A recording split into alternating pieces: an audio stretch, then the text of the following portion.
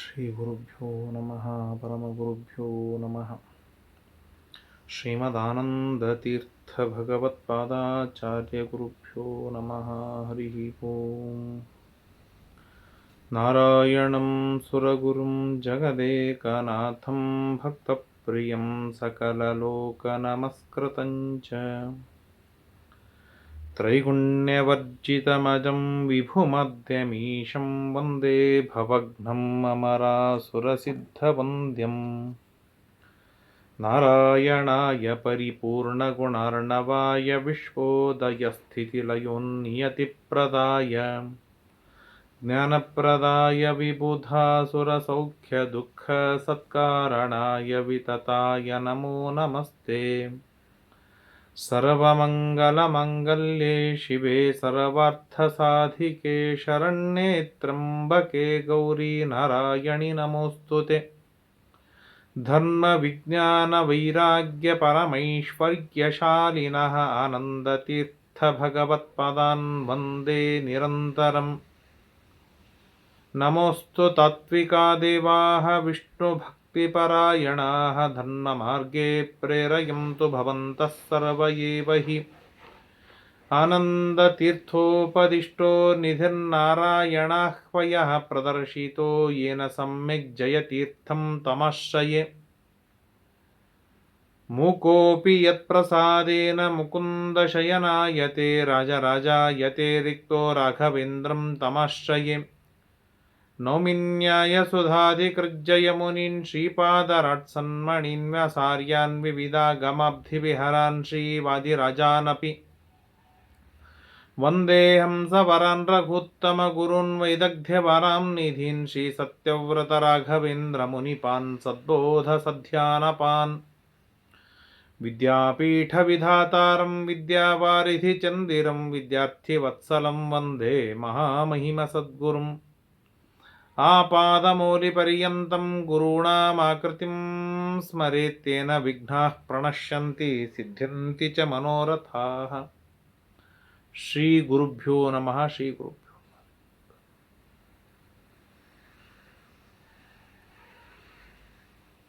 ಶ್ರೀ ಗುರುಭ್ಯೋ ನಮೋ ನಮಃ. ಹರಿ ಓಂ. ನಾರಾಯಣಂ ನಮಸ್ಕೃತ್ಯ ನರಂ ಚೈವ ನರೋತ್ತಮಂ ದೇವೀಂ ಸರಸ್ವತೀಂ ವ್ಯಾಸಂ ತತೋ ಜಯಂ ಉದೀರಯೇತ್. ಮಹತ್ವಾದ್ ಭಾರವತ್ವಾಚ್ಚ ಮಹಾಭಾರತಮುಚ್ಯತೆ ನಿರುಕ್ತಮಸ್ಯ ಯೋ ವೇದ ಸರ್ವಪಾಪೈಃ ಪ್ರಮುಚ್ಯತೆ. ಕೃಷ್ಣದ್ವೈಪಾಯನಂ ವ್ಯಾಸಂ ವಿದ್ಧಿ ನಾರಾಯಣಂ ಪ್ರಭುಂ ಕೋ ಹ್ಯನ್ಯಃ ಪುಂಡರೀಕಾಕ್ಷಾನ್ ಮಹಾಭಾರತಕೃತ್ ಭವೇತ್. ವೇದೇ ರಾಮಾಯಣೇ ಚೈವ ಪುರಾಣೇ ಭಾರತೆ ತಥಾ ಆದಾವಂತೆ ಚ ಮಧ್ಯೆ ಚ ವಿಷ್ಣುಃ ಸರ್ವತ್ರ ಗೀಯತೆ. ನಮೋ ಭಗವತೆ ತಸ್ಮೈ ವ್ಯಾಸಾಯ ಅಮಿತ ತೇಜಸೇ ಯಸ್ಯ ಪ್ರಸಾದಾದ್ ವಕ್ಷ್ಯಾಮಿ ನಾರಾಯಣ ಕಥಾಮಿಮಾಂ. ಸ್ವಸ್ತ್ಯಸ್ತು ಅಶೇಷ ಸನ್ಮಂಗಲಾನಿ ಭವಂತು. ಶ್ರೀಮನ್ ಮಹಾಭಾರತದ ಉದ್ಯೋಗ ಪರ್ವದಲ್ಲಿ ಧೃತರಾಷ್ಟ್ರ ಸಂಜಯನ ಮುಖಾಂತರ ಹೇಳಿ ಕಳಿಸಿದ, ನೀವು ಗುಣಿಗಳು, ನಿಮಗೆ ಮೋಸ ಗೊತ್ತಿಲ್ಲ, ರುಜು ಮಾರ್ಗದಲ್ಲಿ ಇದ್ದವರು, ಅತ್ಯಂತ ಮೃದುಗಳು, ನಿಮಗೆ ಧರ್ಮ ಬಹಳ ಮುಖ್ಯವಾದದ್ದು, ಸೋಲು ಗೆಲುವು ಎರಡನ್ನೂ ಸಮಾನವಾಗಿ ಸ್ವೀಕರಿಸುವಂತಹ ಯೋಗ್ಯತೆ ಉಳ್ಳವರು, ನಮ್ಮಲ್ಲೋ ಭೀಷ್ಮ, ದ್ರೋಣ, ಕರ್ಣ, ಶಲ್ಯ ಮೊದಲಾದ ಮಹಾಬಲಾಢ್ಯರಿದ್ದಾರೆ. ಆದ್ದರಿಂದಾಗಿ ಯುದ್ಧ ಮಾಡದೆ ಶಾಂತವಾಗಿರುವುದು ಬಹಳ ಲೇಸು ಅಂತ ಧೃತರಾಷ್ಟ್ರನ ಮಾತನ್ನು ಸಂಜಯ ಹೇಳಿದ. ಅದನ್ನು ಕೇಳಿದ ಧರ್ಮರಾಜ ಸ್ಪಷ್ಟ ಮಾತಿನಲ್ಲಿ ಹೇಳಿದ, ನಮಗೂ ಯುದ್ಧ ಬೇಕಾಗಿಲ್ಲ, ಯುದ್ಧದ ಅವಶ್ಯಕತೆಯೇ ಇಲ್ಲ. ನಮಗೆ ಸಿಗಬೇಕಾದ ಇಂದ್ರಪ್ರಸ್ಥ, ನಮ್ಮ ರಾಜ್ಯವನ್ನು ನಮಗೆ ಕೊಡಲಿ ಸಾಕು, ನಾವು ಯುದ್ಧವಾಡುವುದಿಲ್ಲ ಅಂತ ಇಷ್ಟು ಧರ್ಮರಾಜ ಸ್ಪಷ್ಟವಾಗಿ ಹೇಳಿದ. ನನ್ನ ಅರ್ಜುನನ ಬಲ ಹೇಗಿದೆ ಎನ್ನುವುದು ಕರ್ಣ, ಶಲ್ಯ, ಭೀಷ್ಮ, ದ್ರೋಣ ಎಲ್ಲರಿಗೂ ತಿಳಿದಿದೆ. ಆದ್ದರಿಂದಾಗಿ ನಾವೇನು ಹೆದರುವುದಿಲ್ಲ, ಹೆದರಬೇಕಾದ ಅವಶ್ಯಕತೆಯೂ ನಮಗಿಲ್ಲ. ನಿನಗೆ ರಾಜ್ಯ ಬೇಕಾಗಿದೆ, ನೀನು ಯಾಕೆ ಇಷ್ಟು ದೀನನಾಗಿ ಬೇಡ್ತಾ ಇದ್ದೀಯ? ಸಮೃದ್ಧವಾದ ರಾಜ್ಯ ಸಿಕ್ಕಿದೆ, ನಮ್ಮ ರಾಜ್ಯ ನಮಗೆ ಕೊಟ್ಟು ಬಿಡು ಅಂತ ಇಷ್ಟು ಧರ್ಮರಾಜ ತಿಳಿಸಿಕೊಟ್ಟ. ಆಗ ಸಂಜಯ ಮಾತನಾಡ್ತಾನೆ. ಸಂಜಯ ಉವಾಚ ಧರ್ಮ ನಿತ್ಯ ಪಾಂಡವತೆ ವಿಚೇಷ್ಟ ಲೋಕೇಶ್ವತಾ ಪಶ್ಯತೆ ಚಾಪಿ ಪಾರ್ಥ ಮಹಾಶ್ರವಂ ಜೀವಿತಂ ಚಾಪ್ಯ ನಿತ್ಯಂ ಸಂಪಶ್ಯತ್ವಂ ಪಾಂಡವಂ ಮಾವ್ಯನೀನಶಃ. ಹೇ ಪಾಂಡವ, ಕೌರವರು ಏನು ಧರ್ಮದಲ್ಲಿ ಇಲ್ಲ ಎನ್ನುವ ಭಾವದೊಳಗೇನು ನೀನು ಮಾತನಾಡಿದೆ, ಅದು ತಪ್ಪು. ಕೌರವರೂ ಕೂಡ ಧರ್ಮ ನಿತ್ಯರೇ ಆಗಿದ್ದಾರೆ, ಒಳ್ಳೆ ಕೀರ್ತಿಯನ್ನು ಪಡೆದಿದ್ದಾರೆ, ಲೋಕದೊಳಗೆ ಪ್ರಸಿದ್ಧರಾಗಿದ್ದಾರೆ. ಅಂಥವರನ್ನು ನೀನು ಸಿಟ್ಟಿನಿಂದ ಸಂಹಾರವನ್ನು ಮಾಡುವುದಕ್ಕಾಗಿ ತೊಡಗಿ ನಿನ್ನ ಧರ್ಮವನ್ನು, ನಿನ್ನ ಕೀರ್ತಿಯನ್ನು ನೀನು ಹಾಳು ಮಾಡಿಕೊಳ್ಬೇಡಲ್ವಾ? ಯುದ್ಧಕ್ಕೆ ತೊಡಗಿ ಧರ್ಮದಲ್ಲಿ ಇರುವ ಕೌರವರನ್ನು ಸಂಹಾರವನ್ನು ಮಾಡಿ ನಿನ್ನ ಕೀರ್ತಿ, ನಿನ್ನ ಯಶಸ್ಸನ್ನು ನೀನು ಹಾಳು ಮಾಡಿಕೊಳ್ಳೋದು ಎಷ್ಟು ಯೋಗ್ಯವಾದದ್ದು? ಆದ್ದರಿಂದಾಗಿ ನೀನು ಯುದ್ಧದ ಕಡೆಗೆ ಗಮನವನ್ನೇ ಹರಿಸಬೇಡ. ನೀನು ಶಾಂತವಾಗಿರು, ಸಮಾಧಾನದಿಂದ ಇರು. ಹಾಗಾದರೆ ನಾನೇನು ಭಿಕ್ಷೆ ಬೇಡಲೇನು? ನನಗೆ ರಾಜ್ಯ ಕೌರವರು ಕೊಡುವುದಿಲ್ಲ. ರಾಜ್ಯವನ್ನು ಸ್ವೀಕಾರ ಮಾಡುವುದಕ್ಕೆ ನಾನು ಯುದ್ಧ ಮಾಡುವುದು ಬೇಡ. ಹಾಗಾದರೆ ನಾನು ಭಿಕ್ಷೆ ಬೇಡಲೇನು ಅಂತ ಧರ್ಮರಾಜ ಪ್ರಶ್ನೆ ಮಾಡಿದ ಹಾಗೆ ಮುಖ ಮಾಡಿದಾಗ ಬಹಳ ಸುಂದರವಾಗಿ ಹೇಳುತ್ತಾನೆ ಸಂಜಯ. ನಚೇದ್ಭಾಗಂ ಕುರವೋನ್ಯತ್ರ ಯುದ್ಧಾತ್ ಪ್ರಯಚ್ಛೇರಂ ಸ್ತುಭ್ಯಮಜಾತ ಶತ್ರು ಭೈಕ್ಷಚರ್ಯಾಂ ಅಂಧಕ ವೃಷ್ಣಿ ರಾಜ್ಯೇ ಶ್ರೇಯೋ ಮನ್ನೇನತು ಯುದ್ಧೇನ ರಾಜ್ಯಂ. ಧರ್ಮರಾಜ, ಕೌರವರು ನಿನಗೆ ಭಾಗವನ್ನು ನೀನೇನು ಹೇಳಿದೆಯಲ್ಲ, ಏನಂತೆ ಇಂದ್ರಪ್ರಸ್ಥ ನನಗೆ ಬೇಕು, ಅರ್ಧ ರಾಜ್ಯ ನನಗೆ ಬೇಕು ಅಂತ ನೀನು ಹೇಳಿದಿ. ಕೌರವರು ಏನಾದರೂ ಅರ್ಧ ರಾಜ್ಯವನ್ನು ಕೊಡುವುದಿಲ್ಲ ಅಂತ ಹೇಳಿ ಕೊಡದೆ ಇದ್ದರೆ ನೀನು ಏನು ಮಾಡಬೇಕು ಗೊತ್ತಾ? ಅಂಧಕ ವೃಷ್ಟಿ ರಾಜ್ಯ, ಯಾದವರ ರಾಜ್ಯದಲ್ಲಿ ಹೋಗು, ಭೈಕ್ಷಾಚಾರವನ್ನು ಮಾಡು. ನೀನು ತಪ್ಪೇನಿದೆ ಅದರೊಳಗೆ? ಶ್ರೇಯೋ ಮನ್ನೇನತು ಯುದ್ಧೇನ ರಾಜ್ಯಂ, ಯುದ್ಧಕ್ಕಿಂತಲೂ ಭಿಕ್ಷೆ ಬೇಡುವುದು ಏನಿದೆ ಬಹಳ ಶ್ರೇಯಸ್ಕರವಾದದ್ದು. ಧರ್ಮರಾಜನಿಗೆ ಸಂಜಯ ಮಾತನಾಡ್ತಾ ಇದ್ದಾನೆ, ಸಂಜಯ ಹೇಳ್ತಾ ಇದ್ದಾನೆ. ಇದು ಧೃತರಾಷ್ಟ್ರನ ಮಾತೂ ಆಗಿರಬಹುದು, ಸಂಜಯನ ಮಾತೇ ಆಗಿರಬಹುದು. ಧೃತರಾಷ್ಟ್ರ ಹೇಳುವುದನ್ನು ಹೇಳಿದ, ಧರ್ಮರಾಜ ಹೇಳುವುದನ್ನು ತಿರುಗಿ ಹೇಳಿದ, ಆಮೇಲೆ ಸಂಜಯ ಹಿತ ಹೇಳುವುದಕ್ಕಾಗಿ ಹೀಗೆ ಮಾತನಾಡ್ತಾ ಇದ್ದಾನೋ ಏನೋ ಗೊತ್ತಿಲ್ಲ. ಆದರೆ ನೀನು ಯುದ್ಧ ಮಾಡಬೇಡ ಧರ್ಮರಾಜ, ಭಿಕ್ಷೆ ಬೇಡು, ಅವಶ್ಯವಾಗಿ ಬೇಡು. ಭಿಕ್ಷೆ ಬೇಡೋದ್ರಲ್ಲಿ ತಪ್ಪೇನಿದೆ? ನೋಡು, ಯಾಕಂತ ನಾ ಹೇಳ್ತೇನೆ ಕೇಳಿ. ಅಲ್ಪಕಾಲಂ ಜೀವಿತಂ ಯನ್ಮನುಷ್ಯೇ ಮಹಾಸ್ರಾವಂ ನಿತ್ಯ ದುಃಖಂ ಚಲಂಚ ಭೂಯಶ್ಚ ತದ್ಯಶಸೋ ನಾನುರೂಪಂ ತಸ್ಮಾತ್ ಪಾಪಂ ಪಾಂಡವ ಮಾಕೃತಸ್ತ್ವಂ.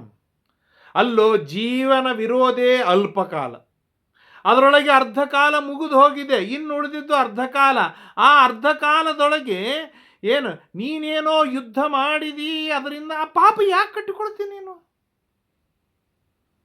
ಯುದ್ಧದೊಳಗೆ ಧೃತರಾಷ್ಟ್ರ ನಿನ್ನ ಹಿರಿಯ, ದ್ರೋಣಾಚಾರ್ಯ ನಿನ್ನ ಗುರು, ಭೀಷ್ಮಾಚಾರ್ಯ ನಿನ್ನ ಪಿತಾಮಹ, ಇವ್ರನ್ನೆಲ್ಲರನ್ನು ಸಂಹಾರವನ್ನು ಏನು ಮಾಡೋದಿದೆ ಹೇಳು? ಈ ದುಃಖ ನಾಶವಾಗಿ ಹೋಗಿಬಿಡುತ್ತಾ? ಇಲ್ಲ, ದುಃಖ ರಿಪೀಟ್ ಆಗಿ ಬರುವುದೇ ಇದು. ತಸ್ಮಾತ್, ಆದ್ದರಿಂದಾಗಿ ನಿನ್ನ ಯಶಸ್ಸಿಗಾಗಿ ನಾನು ಹೇಳ್ತೇನೆ ಕೇಳಿಲ್ಲಿ, ಪಾಂಡವ ಪಾಪಂ ಮಾ ಕೃತಾಹ, ಪಾಪವನ್ನು ಮಾಡ್ಲಿಕ್ಕೆ ಹೋಗಬೇಡ. ಭಿಕ್ಷೆ ಬೇಡೋದಾದ್ರೆ ಬೇಡು, ಅಡ್ಡಿ ಇಲ್ಲ. ನಿಬಂಧನೀ ಹ್ಯರ್ಥತೃಷ್ಣೇಹ ಪಾರ್ಥ ತಮಿಚ್ಛತಾಂ ಬಾಧ್ಯತೆ ಧರ್ಮ ಏವ ಧರ್ಮಂ ತು ಯಃ ಪ್ರವರ್ಣೀತೆ ಸ ಬುದ್ಧಃ ಕಾಮೇ ಗೃಧ್ನೋ ಹೀಯತೇರ್ಥಾನುರೋಧಾತ್. ನೋಡು ಧರ್ಮರಾಜ, ಒಂದು ಮಾತನ್ನು ಹೇಳ್ತೇನೆ. ಅರ್ಥತೃಷ್ಣ, ಹಣದ ಆಸೆ ಎನ್ನುವುದು ಏನಿದೆ, ಅದನ್ನು ಆ ಆಸೆ, ಹಣದ ಆಸೆ, ಇನ್ನೊಬ್ಬರ ಹಣದ ಆಸೆ ಎನ್ನುವುದು ಏನಿದೆ, ಇದು ಧರ್ಮವನ್ನು ಬಾಧಿಸಿ ತೀರತ್ತೆ. ಧರ್ಮವನ್ನು ಧಾರ್ಮಿಕರನ್ನಾಗಿ ಉಳಿಸುವುದಿಲ್ಲ, ಹಾಳು ಮಾಡಿ ಹಾಕತ್ತೆ ಅವನನ್ನು. ಧರ್ಮಂತು ಯ ಪ್ರವೃಣಿತೆ ಸ ಬುದ್ಧ. ಹೀಗಿರುವಾಗ ಧರ್ಮವನ್ನು ಮಾಡುವುದರೊಳಗೆ ಯಾರು ಆಸಕ್ತರಾಗಿದ್ದಾರೆ, ಬುದ್ಧಿವಂತನಾಗಿದ್ದಾನೆ, ಧರ್ಮವನ್ನು ಮಾಡ್ತೇನೆ ಎಂಬ ಹಠ ಯಾರಿಗಿದೆ, ಕಾಮೇ ಗೃಧ್ನೋ ಹೀಯತೆ ಅರ್ಥಾನುರೋಧಾತ್, ಅವನು ಕಾಮದ ಹಿಂದೆ, ಆಸೆಯ ಹಿಂದೆ ಹೋಗುವುದಿಲ್ಲ. ಅವನು ಹಣಕ್ಕಾಗಿ, ಹಣದ ಆಸೆಗಾಗಿ, ರಾಜ್ಯದ ಆಸೆಗಾಗಿ ಕಾಮದ ಹಿಂದೆ, ಕಾಮವನ್ನು ಯಾರು ಬೆಂಬಲಿಸ್ತಾನೆ, ಕಾಮದ ಹಿಂದೆ ಯಾರು ಹೋಗ್ತಾನೆ, ಅವನು ಧರ್ಮವನ್ನು ಬಿಡಲೇಬೇಕಾಗತ್ತೆ. ಹೌದು, ಇದು ಒಂದು ಅರ್ಥದೊಳಗೆ ಸತ್ಯವಿದು. ಇವತ್ತು ನಾವೆಲ್ಲ ಹಣದ ಹಿಂದೆ ಹೋಗಿದ್ದೇವೆ, ಆದ್ದರಿಂದಾಗಿಯೇ ಧರ್ಮವನ್ನು ಬಿಟ್ಟಿದ್ದೇವೆ. ಇದು ಅತ್ಯಂತ ನಿಶ್ಚಿತ. ಎಷ್ಟು ಹಣದ ಹಿಂದೆ ಹೋಗದೆ ನಿಗ್ರಹದಲ್ಲಿ ಇದ್ದಾನೆ, ಅಷ್ಟು ಅವನಲ್ಲಿ ಧರ್ಮವಿದೆ. ಎಷ್ಟು ಹಣದ ಹಿಂದೆ, ಎಷ್ಟು ವೇಗದಿಂದ, ಎಷ್ಟು ತಾದಾತ್ಮ್ಯದಿಂದ, ಎಷ್ಟು ಇನ್ವಾಲ್ವ್ ಆಗಿ ಹಣದ ಹಿಂದೆ ಬೆನ್ನು ಹತ್ತಿದ್ದಾನೆ, ಅಷ್ಟು ಅವನು ಧರ್ಮದಿಂದ ಶೂನ್ಯನಾಗಿದ್ದಾನೆ, ಧರ್ಮದಿಂದ ಪರಿಪೂರ್ಣ ಮಟ್ಟದಲ್ಲಿ ವಿಮುಖನಾಗಿದ್ದಾನೆ. ಇದು ಕೆಲವು ಅಂಶದೊಳಗೆ, ನಮ್ಮ ವಿಷಯದೊಳಗೆ ಇದು ಸತ್ಯ. ಹಾಗೇನೆ ಧರ್ಮರಾಜನಿಗೆ ಹೇಳ್ತಾ ಇದ್ದಾನೆ, ಇದು ದುರ್ಯೋಧನಾದಿಗಳಲ್ಲೂ ಸತ್ಯ. ಪಾಂಡವರ ಹಣದ ಹಿಂದೆ ದುರ್ಯೋಧನ ಬೆನ್ನು ಬಿದ್ದ, ಆದ್ದರಿಂದಾಗಿ ದುರ್ಯೋಧನ ಯಾವ ಧರ್ಮವನ್ನೂ ಮಾಡಲಿಲ್ಲ. ಅವನಲ್ಲಿ ಧರ್ಮ ಶೂನ್ಯ. ಅದನ್ನೇ ತಿರುಗಿಸಿ ಧರ್ಮರಾಜನಿಗೆ ಹೇಳ್ತಾ ಇದ್ದಾನೆ, ಧರ್ಮರಾಜ, ಹಣದಿಂದ ಯಾಕೆ ಹೋಗ್ತೀಯ ನೀನು? ಬಿಟ್ಬಿಡು ನೀನು. ಧರ್ಮಂ ಕೃತ್ವಾ ಕರ್ಮಣಾಂ ತಾತ ಮುಖ್ಯಂ ಮಹಾಪ್ರತಾಪ ಸವಿತೇವ ಭಾತಿ. ಹೀನೋ ಹಿ ಧರ್ಮೇಣ ಮಹೀಮಪಿ ಮಾಂ ಲಬ್ಧ್ವಾ ನರಸ್ಸೀದದಿ ಪಾಪ ಬುದ್ಧಿ. ಧರ್ಮವನ್ನು ಮಾಡಿದ ವ್ಯಕ್ತಿ ತಾನು ಸ್ವರ್ಗದಲ್ಲಿ ಹೋಗಿರ್ತಾನೆ. ಹೀನ ಧರ್ಮ, ಧರ್ಮವನ್ನು ಬಿಟ್ಟ ವ್ಯಕ್ತಿ ಅವನು ಪಾಪಿಷ್ಠನಾದ ಬುದ್ಧಿಯುಳ್ಳವನಾಗ್ತಾನೆ. ಹಾಗಾಗಿ ನೀನು ಧರ್ಮವನ್ನು ಮಾಡ್ತೀಯ, ಧರ್ಮವನ್ನು ಬಿಟ್ಟು ಹಾಕ್ತೀಯ. ಧರ್ಮವನ್ನು ಮಾಡುವುದಾದರೆ ಹಣದ ಹಿಂದೆ ಹೋಗಬೇಡ. ಹಣದ ಹಿಂದೆ ಹೋಗಿಲ್ಲ ಅಂದಮೇಲೆ ಯುದ್ಧ ಬೇಡ. ಯುದ್ಧ ಬೇಡ ಅಂದಮೇಲೆ ನಿನಗೆ ಹಣ ಎಲ್ಲಿಂದ ಬೇಕು? ಭಿಕ್ಷೆ ಬೇಡು, ಹಣ ಸಿಗತ್ತೆ. ಅಷ್ಟೇ ಅಲ್ಲ, ಕೇಳಿ ಇಲ್ಲಿ ಹೇಳ್ತೇನೆ. ವೇದೋಧೀತಶ್ಚರಿತಂ ಬ್ರಹ್ಮಚರ್ಯಂ ಯಜ್ಞೇರಿಷ್ಟಂ ಬ್ರಾಹ್ಮಣೇಭ್ಯಶ್ಚ ದತ್ತಂ ಪರಂ ಸ್ಥಾನಂ ಅನ್ಯಮಾನೇನ ಭೂಯಃ ಹ್ಯಾತ್ಮಾ ದತ್ತೋ ವರ್ಷಪೂಗಂ ಸುಖೇಭ್ಯ. ವೇದೋ ಅಧೀತ, ವೇದವನ್ನು ಅಧ್ಯಯನವನ್ನು ಮಾಡಿದ್ದೀಯ. ಬ್ರಹ್ಮಚರ್ಯ, ಅದ್ಭುತವಾದ ಬ್ರಹ್ಮಚರ್ಯವನ್ನು ಪರಿಪಾಲನೆಯನ್ನು ಮಾಡ್ತಾ ಇದ್ದೀಯಾ. ಯಜ್ಞೈ ಇಷ್ಟಂ, ನಾನಾ ವಿಧವಾದ ಯಜ್ಞಗಳನ್ನು ಮಾಡಿದ್ದೀಯಾ. ಬ್ರಾಹ್ಮಣೇಭ್ಯ, ಕೋಟಿ ಕೋಟಿ ಬ್ರಾಹ್ಮಣರಿಗೆ ದಾನವನ್ನು ಕೊಟ್ಟಿದ್ದೀಯಾ, ಅನ್ನದಾನ ಮೊದಲಾದ ದಾನವನ್ನು ಕೊಟ್ಟಿದ್ದೀಯಾ. ಪರಂ ಸ್ಥಾನಂ ಮನ್ಯಮಾನೇನ ಭೂಯ, ಅದ್ಭುತವಾದ ಸ್ಥಾನವನ್ನು ನೀನು ಪಡೆಯೋನಿದ್ದೀಯಾ. 100 ವರ್ಷ 1000 ವರ್ಷ ಸುಖವಾಗಿ ಬಾಳುವುದನ್ನು ಬಿಟ್ಟು ಯುದ್ಧ ಮಾಡಿ ಇಲ್ಲಿ ಪಾಪವನ್ನು ಕಳಿಸ್ತೀಯಾ? ಯಾಕೆ ಅನರ್ಥವನ್ನು ಮಾಡಿಕೊಳ್ತೀಯ? ತ್ಯಜ ಕ್ರೋಧಂ ಪಾಂಡವ ಹರ್ಷಜಂಚ. ಏನು ಲೋಕ ಉಭೋ ಮಾ ಪ್ರಹಾಸಿ ಚಿರಾಯ, 100 ವರ್ಷಗಳವರೆಗೆ ನೀನು ಬಾಳಬೇಕಾಗಿತ್ತು ಎಂಬುದಾಗಿತ್ತು ಅಂತಾಗಿದ್ರೆ ಸಿಟ್ಟನ್ನು ನೀನು ಬಿಟ್ಟು ಹಾಕು, ಯುದ್ಧವನ್ನು ಬಿಡು. ತದೇವಂ ದ್ವೇಷರೂಪೇಣ ಪಾರ್ಥಾಹ ಕರಿಷ್ಯಧ್ವಂ ಕರ್ಮಪಾಪಂ ಚಿರಾಯ ನಿವಸಧ್ವಂ ವರ್ಷಪೂಗಾನ್ ವನೇಶು ದುಃಖಂ ವಾಸಂ ಪಾಂಡವ ಧರ್ಮಯೇವ. ಅಲ್ಲ, 14 ವರ್ಷಗಳವರೆಗೆ ನೀವು ವನದಲ್ಲಿ ಇದ್ದೀರಾ. ಆ ವನವಾಸದ ಕಷ್ಟ ಸುಖಗಳಿಗೆ ನೀವು ಸೆಟ್ ಆಗಿಬಿಟ್ಟಿದ್ದೀರಾ. ಅಂದಮೇಲೆ ಈ ದ್ವೇಷ ರೂಪವನ್ನು ಯಾಕೆ ತಾಳ್ತೀರಾ? ಬಿಟ್ಟು ಹಾಕಿ ದ್ವೇಷವನ್ನು ಕೌರವರ ಮೇಲೆ. ಇನ್ನೆಷ್ಟು ವರ್ಷ ಉಳಿಯೋದಿದೆ ಜೀವನ? ಇನ್ನೆಷ್ಟು ಜೀವನವಿದೆ? ರಾಮಕೃಷ್ಣ ಅಂತೇಳಿ ವನದಲ್ಲಿ ಇದ್ರ, ಇಷ್ಟು ದಿನವೇ ವನದಲ್ಲಿ ಇದ್ದ ಮೇಲೆ ಕೆಲವು ದಿನಗಳವರೆಗೆ ರಾಮವರ ಕೃಷ್ಣ ಅನ್ಕೋತ ವನದಲ್ಲಿದ್ರೆ ಏನು ಗಂಟೇನು ಹೋಗೋದಿದೆ ನಿಮಗೆ?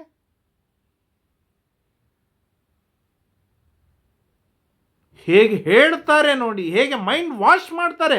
ಇವು ಎಲ್ಲ ಸತ್ಯವನಿಸಿಬಿಡುತ್ತೆ. ನಾಧರ್ಮೇ ತೇ ಧೀಯತೆ ಪಾರ್ಥ ಬುದ್ಧಿರ್ನ ಸಂಭ್ರಮಾತ್ ಕರ್ಮ ಚ ಕರ್ಥ ಪಾಪಂ. ಅರ್ಥ ಕಿಂ ತತ್ ಕರಣಂ ಯಸ್ಯ ಹೇತೋ ಪ್ರಜ್ಞಾ ವಿರುದ್ಧಂ ಕರ್ಮ ಚಿಕೀರ್ಷಸೀದಂ ನಾಧರ್ಮೇ ತೀಯತೆ ಬುದ್ಧಿ. ನಿನ್ನ ಧರ್ಮ ಎಂದಿಗೂ ಕೂಡ ಅಧರ್ಮದಲ್ಲಿ ಹೋಗುವುದಿಲ್ಲ. ಸುಖ ದುಃಖಗಳ ಸಂಭ್ರಮದೊಳಗೆ ಏನೋ ಎಮೋಷನಲ್ ಆಗಿ ಪಾಪ ಬುದ್ಧಿಯನ್ನು ನೀನು ಮಾಡುವುದಿಲ್ಲ, ಪಾಪಕರ್ಮಗಳನ್ನು ನೀನು ಮಾಡುವುದಿಲ್ಲ. ಹೀಗಿರುವಾಗ ಇಷ್ಟು ದಿನಗಳವರೆಗೆ ಈ ನಿಟ್ಟಿನಲ್ಲಿ ನಡೆದುಕೊಳ್ತಾ ಬಂದಾಗ ಪ್ರಜ್ಞಾವಿರುದ್ಧಂ, ತತ್ವಜ್ಞಾನಕ್ಕೆ ಅವಿರುದ್ಧವಾದ ಕರ್ಮಗಳನ್ನೇ ಮಾಡ್ತಾ ನೀನು ಬಂದಿದ್ದೀಯ. ಆದ ಮೇಲೆ ಯಾಕೆ ಈ ದ್ವೇಷ, ಅಸೂಯ, ಮಾತ್ಸರ್ಯ, ರಾಗ, ಆಸೆಗಳ ಹಿಂದೆ ಬೆನ್ನತ್ತಿಯ ರಾಜ್ಯದ ಹಿಂದೆ? ಲಬ್ಧ್ವಾಪೀಮಾಂ ಪೃಥಿವೀಂ ಸಾಗರಾಂತಾಂ ಜರಾ ಮೃತ್ಯು ನೈವ ಹಿತ್ವಂ ಪ್ರಜಹ್ಯಾಃ ಪ್ರಿಯಾ ಪ್ರಿಯೇ ಸುಖ ದುಃಖೇ ಚ ರಾಜನ್ ನೈವಂ ವಿದ್ವಾನ್ ನೈವ ಯುದ್ಧಂ ಕುರುತ್ವಂ. ಲಬ್ಧ್ವಾಪೀಮಾಂ ಪೃಥಿವೀಂ ಸಾಗರಾಂತಾಂ. ಹೌದು, ಯುದ್ಧ ಮಾಡಿದಿ. ಆ ಯುದ್ಧದೊಳಗೆ ದುರ್ಯೋಧನಾದಿಗಳನ್ನೆಲ್ಲರನ್ನು ಕೊಚ್ಚಿ ಹಾಕಿ ಸಾಗರಾಂತವಾದ ಸಮೃದ್ಧವಾದ ರಾಜ್ಯವನ್ನು ನೀನು ಪಡೆದಿಯ. ನೀನು ಮುಪ್ಪು ಬರುವುದಿಲ್ಲ ಅಂತ ಯಾರಪ್ಪ ಗ್ಯಾರಂಟಿ ಕೊಡ್ತಾನೆ? ನಿನಗೆ ಮರಣ ಬರುವುದಿಲ್ಲ ಅಂತೇಳಿ ಯಾರು ಹೇಳಲಿಕ್ಕೆ ಸಾಧ್ಯವಿದೆ? ಅಂದ ಮೇಲೆ ಅಷ್ಟು ರಾಜ್ಯವನ್ನು ಪಡೆದುಕೊಂಡು ಏನ್ ಮಾಡುವವನಿದ್ದೆ ನೀನು? ಪ್ರಿಯಾ ಪ್ರಿಯೇ ಸುಖ ದುಃಖೇ ಚ ರಾಜನ್. ಪ್ರಿಯವಾದದ್ದು ನಮಗೆ ಇರುತ್ತೆ. ಅಸ್ಮಾತ್ ಪ್ರಿಯ ವಿಯೋಗ ಸುಯೋಗ ಜನ್ಮ ಎಂಬುದಾಗಿ ಹೇಳಿದಾಗ ಪ್ರಿಯರ ವಿಯೋಗವಾಗತ್ತೆ, ಅಪ್ರಿಯರ ಸಂಯೋಗವಾಗತ್ತೆ. ಇದುವೇ ಸಂಸಾರ ತಾನೆ. ಪ್ರಿಯವಾದ ಶರೀರ ಹಾಳಾಗಿ ಹೋಗುತ್ತೆ, ಅಪ್ರಿಯವಾದ ರೋಗ ಮುಪ್ಪು ಎಲ್ಲವೂ ಬಂದು ಹರಡಿಕೊಳ್ಳುತ್ತೆ.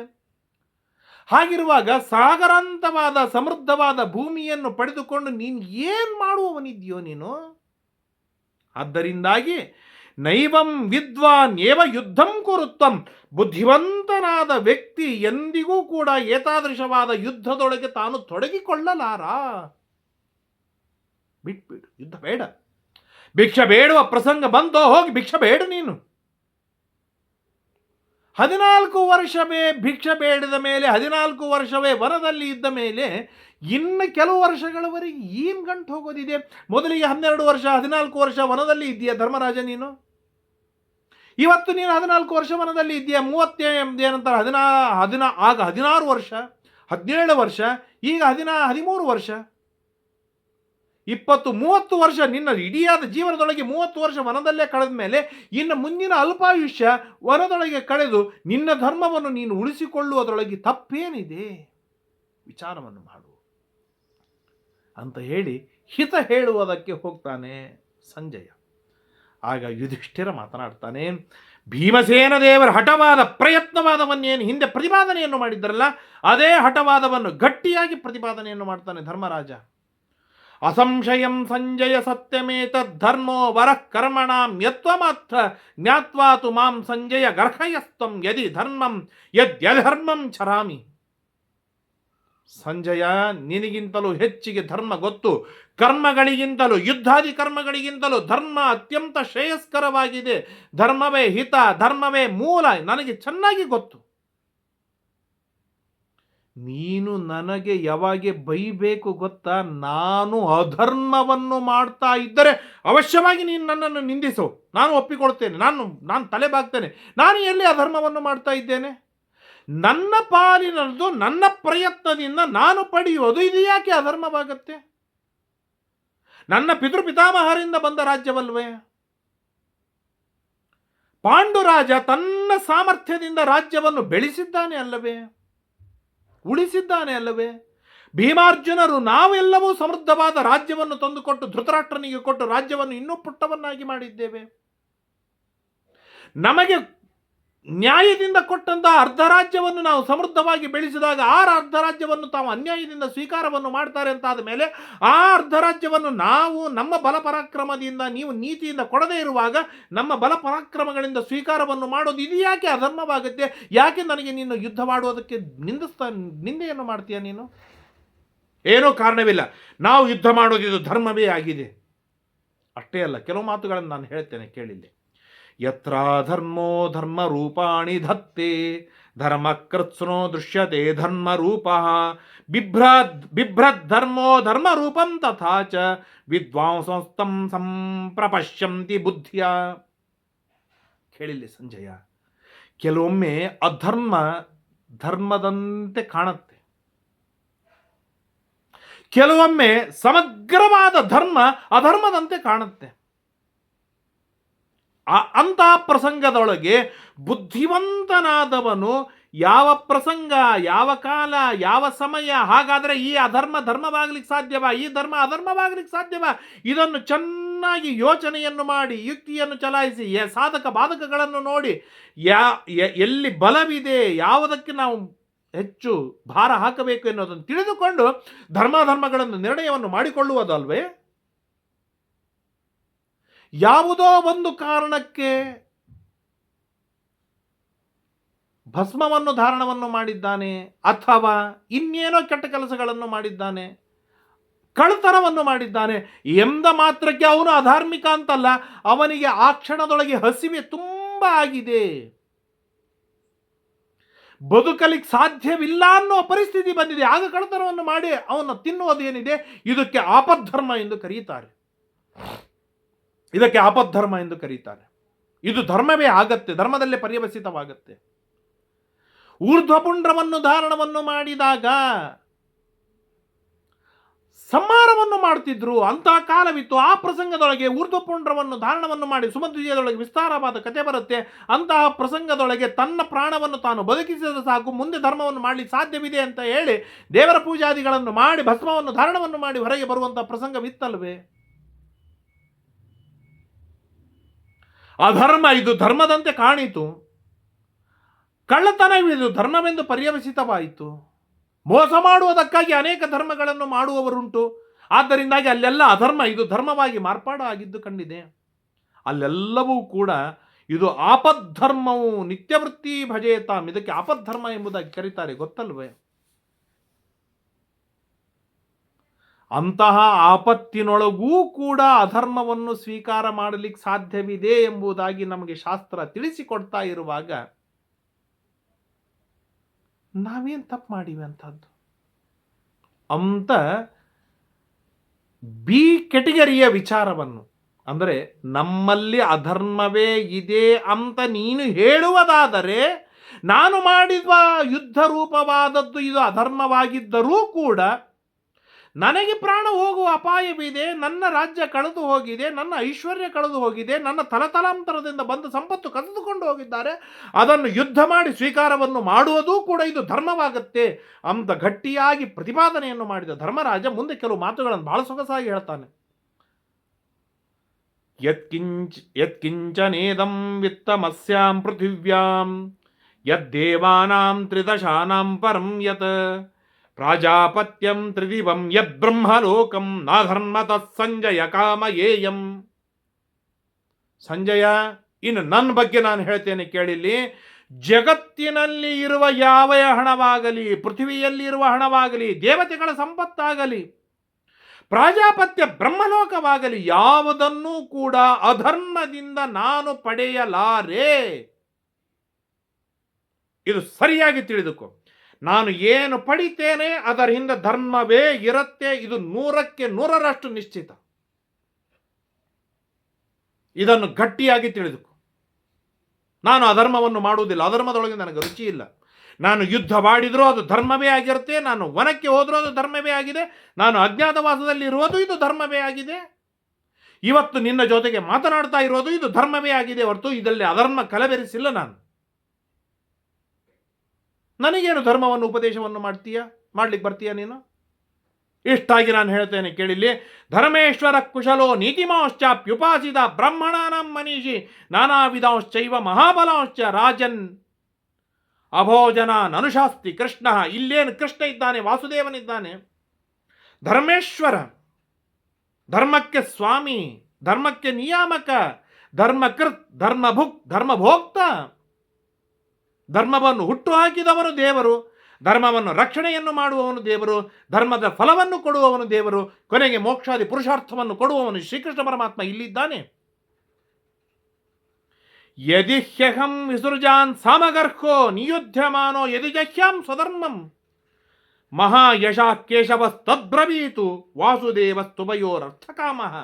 ಧರ್ಮಸ್ವಾಮಿಯಾದ, ಧರ್ಮ ನಿಯಾಮಕನಾದ, ಧರ್ಮ ಪ್ರೇರಕನಾದ, ಧರ್ಮ ಪ್ರವರ್ತಕನಾದ, ಧರ್ಮ ನಿವರ್ತಕನಾದ, ಧರ್ಮ ಫಲಭೋಕ್ತೃವಾದ, ಧರ್ಮ ಫಲ ಭೋಜಯಿತೃವಾದ ಯಾವ ಶ್ರೀಕೃಷ್ಣ ಪರಮಾತ್ಮನಿದ್ದಾನೆ, ಆ ಕೃಷ್ಣ ಪರಮಾತ್ಮ ಒಂದು ಮಾತು ಹೇಳಿ, ಯುದ್ಧ ಮಾಡಿ ನಿನ್ನ ರಾಜ್ಯವನ್ನು ನೀನು ಪಡೆಯುವುದು ಇದು ಅಧರ್ಮ, ಆದ್ದರಿಂದಾಗಿ ನೀನು ಯುದ್ಧವಾಡುವ ಹಾಗಿಲ್ಲ ಅಂತ ಕೃಷ್ಣ ಪರಮಾತ್ಮ ಒಂದು ಮಾತು ಹೇಳಿ, ನಾನು ಯುದ್ಧವಾಡದೇನೆ ಈಗಿಂದೀಗಲೇ ವನಕ್ಕೆ ಹೋಗ್ತೇನೆ, ಭಿಕ್ಷೆ ಬೇಡ್ತೇನೆ, ಕೃಷ್ಣ ಏನು ಹೇಳ್ತಾನೆ ಅದು ಮಾಡೋದಕ್ಕೆ ನಾನು ಸಿದ್ಧ. ಯಾಕೆ? ಕೃಷ್ಣ ಇಬ್ಬರಿಗೂ ಸಮಾನನಾಗಿದ್ದಾನೆ, ಕೃಷ್ಣ ಇಬ್ಬರಿಗೂ ಬಳಗ, ಕೃಷ್ಣ ಇಬ್ಬರಿಗೂ ಯೋಗ್ಯ ಮಧ್ಯಸ್ಥಿಕನಾಗಿದ್ದಾನೆ ಕೃಷ್ಣ ಪರಮಾತ್ಮ. ಆ ಕೃಷ್ಣನೊಳಗೆ ನನಗೆ ದೃಢವಾದ ವಿಶ್ವಾಸವಿದೆ, ಅವನು ಧರ್ಮಸ್ವಾಮಿಯಾಗಿದ್ದಾನೆ. ನೀವು ಯಾರು ಹೇಳುವ ಧರ್ಮವನ್ನು ನಾನು ಕೇಳಲಾರೆ. ಕೃಷ್ಣ ಏನು ಧರ್ಮವನ್ನು ಹೇಳ್ತಾನೆ ಆ ಧರ್ಮವನ್ನು ನಾನು ಚೆನ್ನಾಗಿ ಪರಿಪಾಲನೆಯನ್ನು ಮಾಡ್ತೇನೆ. ನಾನು ಎಷ್ಟು ಕೃಷ್ಣನ ಮಾತಿನ ಮೇಲೆ ಗಟ್ಟಿಯಾದ ವಿಶ್ವಾಸ ಧರ್ಮರಾಜನಿಗೆ. ಇದೇ ಕೃಷ್ಣ ಗೀತೆ ಹೇಳಿದ್ದಾನೆ, ಗೀತೋಕ್ತವಾದ ಧರ್ಮವನ್ನು ಮಾಡುವುದಕ್ಕೆ ನಾವು ಹಿಂದೇಟಾಗ್ತೇವೆ, ಸೋಲ್ತೇವೆ, ಪರಾಭವಗೊಳ್ತೇವೆ. ಧರ್ಮರಾಜ ಕೃಷ್ಣನ ಮಾತನ್ನು ಗಟ್ಟಿಯಾಗಿ ನಂಬಿದ, ಕೃಷ್ಣ ಹೇಳಿದ್ದು ಪರಿಪಾಲನೆಯನ್ನು ಮಾಡಿದ, ಸೋಲಾಗಲಿಲ್ಲ, ಗೆದ್ದು ಬಂದ, ರಾಜ್ಯವನ್ನು ಪಡೆದುಕೊಂಡ. ಇದು ಕೃಷ್ಣನ ಮಾತು, ಇದು ಕೃಷ್ಣನ ಧರ್ಮ. ಮಹಾಯಶಃ, ಅದ್ಭುತವಾದ ಧರ್ಮದೊಳಗೆ ಯಶಸ್ಸನ್ನು ಪಡೆದುಕೊಂಡಿರ್ತಕ್ಕಂಥ ಶ್ರೀಕೃಷ್ಣ ಪರಮಾತ್ಮ ತದ್ಬ್ರವೀತು, ನಿನ್ನ ಯುದ್ಧ ಮಾಡುವುದು ಇದು ನಿನಗೆ ಧರ್ಮವಲ್ಲ, ನಿನಗೆ ವಿಹಿತವಾದದ್ದು ಅಲ್ಲ, ನಿನಗೆ ಅಧರ್ಮವನ್ನು ಮಾಡಿದಂತೆ ಆಗತ್ತೆ, ಆದ್ದರಿಂದ ಯುದ್ಧ ಮಾಡಬೇಡ ಅಂತ ಕೃಷ್ಣ ಪರಮಾತ್ಮ ಒಂದು ಮಾತು ಹೇಳಿ, ನಾನು ಈ ಕ್ಷಣಕ್ಕೆ ಧರ್ಮವನ್ನು ಯುದ್ಧವನ್ನು ಬಿಡುವುದಕ್ಕೆ ನಾನು ಸಿದ್ಧ. ಈದೃಶೋಯಂ ಕೇಶವಸ್ತಾತ ವಿದ್ವಾನ್. ಇದೇ ಕೃಷ್ಣನನ್ನೇ ಅನುಸರಿಸಿಕೊಂಡೇ ಯಾದವರಿದ್ದಾರೆ, ವೃಷ್ಣಿಗಳಿದ್ದಾರೆ, ಸೃಂಜಯರಿದ್ದಾರೆ, ಕಕುರರಿದ್ದಾರೆ, ಉಗ್ರಸೇನಾದಿಗಳು ಇದ್ದಾರೆ, ನಾವೆಲ್ಲರೂ ಇದ್ದೇವೆ. ಕೃಷ್ಣ ಹೇಳಿದ ಧರ್ಮಗಳನ್ನೇ ಮಾಡ್ತಾ ಇಲ್ವೇ ನಾವು? ಯಸ್ಮೈ ಕಾಮಾನ್ ವರ್ಷತಿ ವಾಸುದೇವೋ ಗ್ರೀಷ್ಮಾತ್ಯಯೇ ಮೇಘ ಏವ ಪ್ರಜಾಭ್ಯ. ಗ್ರೀಷ್ಮ ಋತು ಹೋದ ಮೇಲೆ ವರ್ಷ ಹೇಗೆ ಮಳೆ ಸುರಿಸತ್ತೆ ಅಲ್ಲ, ಪ್ರಿಯಕರವಾದ ಹಿತವಾದ ಮಳೆ, ತಂಪಾದ ಮಳೆ ಸುರಿಸತ್ತೆ ಅಲ್ವಾ, ಹಾಗೆ ಶ್ರೀಕೃಷ್ಣ ಪರಮಾತ್ಮ ಇದ್ದಾನೆ ಅಂತಂದರೆ ಎಲ್ಲ ಕಷ್ಟಗಳು ದೂರೋಗಿ ಸುಖವಾಗತ್ತೆ, ಎಲ್ಲ ಅಧರ್ಮಗಳು ನಾಶವಾಗಿ ಧರ್ಮವು ಪ್ರವರ್ಧಿಸುತ್ತದೆ. ಆದ್ದರಿಂದಾಗಿ ಕೃಷ್ಣ ಏನು ಹೇಳ್ತಾನೆ ಅದನ್ನು ನಾನು ಕೇಳ್ತೇನೆ. ಈದೃಶೋಯಂ ಕೇಶವಸ್ತಾತ ವಿದ್ವಾನ್ ವಿದ್ದಿಹ್ಯೇನಂ ಕರ್ಮಣಾಂ ನಿಶ್ಚಯಜ್ಞಂ ಪ್ರಿಯಶ್ಚನ ಸಾಧುತಮಶ್ಚ ಕೃಷ್ಣೋ ನಾತಿಕ್ರಾಮೋ ವಚನಂ ಕೇಶವಸ್ಯ.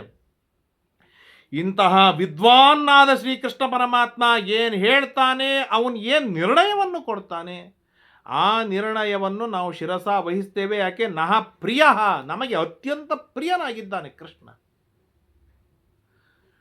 ಶಕುನಿ ಧೃತರಾಷ್ಟ್ರನಿಗೆ ಪ್ರಿಯನಾಗಿದ್ದರೂ ಕೂಡ ಶಕುನಿಯಲ್ಲಿ ಕೊಂಕು ಇದೆ, ಕುನೀತಿ ಇದೆ. ಕೃಷ್ಣ ಹಾಗಿಲ್ಲ, ಪ್ರಿಯತಮಃ ಅಷ್ಟೇ ಅಲ್ಲ, ಸಾಧುತಮಶ್ಚ, ಅತ್ಯಂತ ಸಾಧುವಾಗಿದ್ದಾನೆ, ಸನ್ಮಾರ್ಗವನ್ನು ಬೋಧಿಸ್ತಾನೆ. ಏನು ಕರ್ಮಗಳನ್ನು ಮಾಡಬೇಕು, ಏನು ಧರ್ಮಗಳನ್ನು ಮಾಡಬೇಕು, ಅದನ್ನು ನಿಶ್ಚಯವಾದ ಜ್ಞಾನವಿದೆ, ನಿಶ್ಚಾಯಕವಾದ ಜ್ಞಾನವನ್ನು ನಮಗೆ ದಯಪಾಲಿಸ್ತಾನೆ ಕೃಷ್ಣ. ಅಂತಹ ಕೃಷ್ಣನ ಮಾತನ್ನು ನಾತಿಕ್ರಾಮೇ, ನಾನು ಎಂದಿಗೂ ಮೀರುವುದಿಲ್ಲ. ಏನು ಕೃಷ್ಣ ಹೇಳ್ತಾನೆ ಅದನ್ನು ಚೊಕ್ಕಾಗಿ ಪರಿಪಾಲನೆಯನ್ನು ಮಾಡ್ತೇನೆ. ಆದ್ದರಿಂದಾಗಿ ನನ್ನ ರಾಜ್ಯ ನನಗೆ ಬರಬೇಕಾದದ್ದು, ಕೃಷ್ಣ ಸ್ಪಷ್ಟವಾಗಿ ಹೇಳಿದ್ದಾನೆ, ಅವನು ರಾಜ್ಯ ಕೊಟ್ಟರೆ ಪ್ರೀತಿಯಿಂದ ಸ್ವೀಕಾರವನ್ನು ಮಾಡಿ ಸುಖವಾಗಿ ಇರ್ತೇವೆ. ಅವನು ಪ್ರೀತಿಯಿಂದ ಕೊಡುವುದಿಲ್ಲ ಅಂತಂದರೆ ನಮ್ಮ ಬಲಪ್ರಯೋಗದಿಂದ ನಾವು ಪಡಿತೇವೆ ಎಂಬುದಾಗಿ ಏನು ಭೀಮಸೇನ ದೇವರು ಹಿಂದೆ ಹಠವಾದವನ್ನು ಹೇಳಿದ್ದರೋ, ಆ ಹಠವಾದವನ್ನು ಗಟ್ಟಿಯಾಗಿ ಪ್ರತಿಪಾದನೆಯನ್ನು ಮಾಡ್ತಾನೆ ಧರ್ಮರಾಜ. ಆಗ ವಾಸುದೇವ ವಾಚ, ಚಂಡು ಕೃಷ್ಣನಲ್ಲಿ ಬಿತ್ತು. ಈ ಕೃಷ್ಣ ಏನು ಹೇಳ್ತಾನೆ, ಯುದ್ಧ ಬೇಕು ಅಂತ ಹೇಳ್ತಾನೋ, ಯುದ್ಧ ಬೇಡ ಅಂತ ಹೇಳ್ತಾನೋ, ಭಾರಿ ಅದ್ಭುತವಾಗಿ ಶ್ರೀಕೃಷ್ಣ ಪರಮಾತ್ಮ ಪ್ರತಿಪಾದನೆಯನ್ನು ಮಾಡ್ತಾನೆ. ನಾಳೆಯ ದಿನ ಕೇಳುವ ತಿಳಿಯುವ ಪ್ರಯತ್ನವನ್ನು ಮಾಡೋಣ. ಹರಯೇ ನಮಃ. ಶ್ರೀಕೃಷ್ಣಾರ್ಪಣಮಸ್ತು. ಯಸ್ಸರ್ವಗುಣ ಸಂಪೂರ್ಣ ಸರ್ವದೋಷ ವಿವರ್ಜಿತ ಪ್ರಿಯತಾಂ ಪ್ರೀತಯೇ ಬಾಲಂ ವಿಷ್ಣುರ್ಮೇ ಪರಮಸ್ಸಹೃತ. ನಾಹಂ ಕರ್ತ ಹರಿಕರ್ತ ತತ್ಪೂಜಾ ಕರ್ಮಚಾಖಿಲಂ ತಥಾಪಿ ಮತ್ಕೃತಾ ಪೂಜಾ ತತ್ಪ್ರಸಾದೇನ ನಾನ್ಯಥಾ ತದ್ಭಕ್ತಿ ತತ್ಫಲಂ ಮಹ್ಯಂ ತತ್ಪ್ರಸಾದ ಪುನಃ ಪುನಃ ಕರ್ಮನ್ಯಾಸೋ ಹರಾವೇವಂ ವಿಷ್ಣು ತೃಪ್ತಿಕರಃ ಸದಾ ಅನೇನ ಭವೇತ್ ಪುಣ್ಯಂ ತದಾಪ್ನೋತು ಗುರುರ್ನಮಃ. ಶ್ರೀಕೃಷ್ಣಾರ್ಪಣಮಸ್ತು.